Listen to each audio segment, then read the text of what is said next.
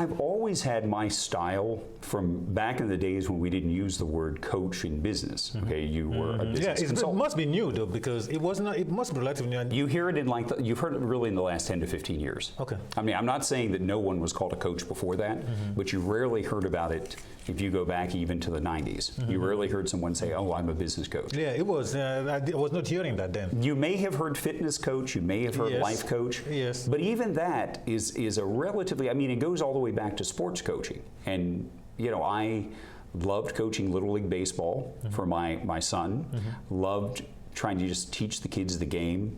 I loved watching them improve, and you know that was incredibly rewarding for me.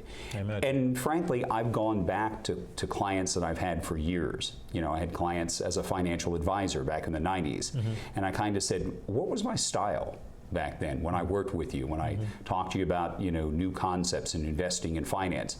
And I described to them, this is what I do as a coach now. That's what you were doing back then. Oh, you just called yourself a financial advisor. Because the education part of it's important. I mean, maybe in another life and other circumstances, I'd have been a teacher. And that's okay too. Maybe I'd have been some kind of sports coach. Maybe if I'd been better at sports, maybe I'd have been a sports coach. But anyway, but it's not late though. It's not too late. Okay, so all of those things combined, and then I was looking at, after doing another consulting assignment, not all that long ago, last year, I started looking at business coaching to actually call myself a business coach, not a consultant that does coaching, but a business coach. And then I went out to found a group called the Professional Business Coaches Alliance that I'm a member of. Okay. And they had a really good training program to become a certified business coach. And I also just liked the fact that before you could even take the training course with them, they wanted you to have an MBA, they wanted you to have owned one or more businesses, and they wanted you to have 10 to 15 years in management in a nonprofit or for-profit environment to even apply to be a business coach, because their philosophy was, we don't want someone just taking our class a year out of college, okay, and just saying, I'm a business coach. Well, what do you really know about business?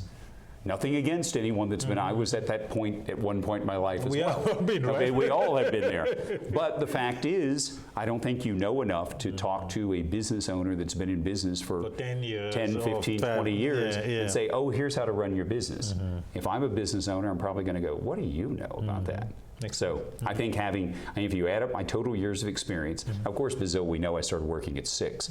But if you add up my experience, I've got 30 years in business as an accountant, you know, again, business development, nonprofit, for-profit, financial advisor. So I think I have the skills, I think I have the experience, I think I have the training to be a very, very effective coach for just about any type of small business, nonprofit, even getting up to some medium-sized businesses. Okay.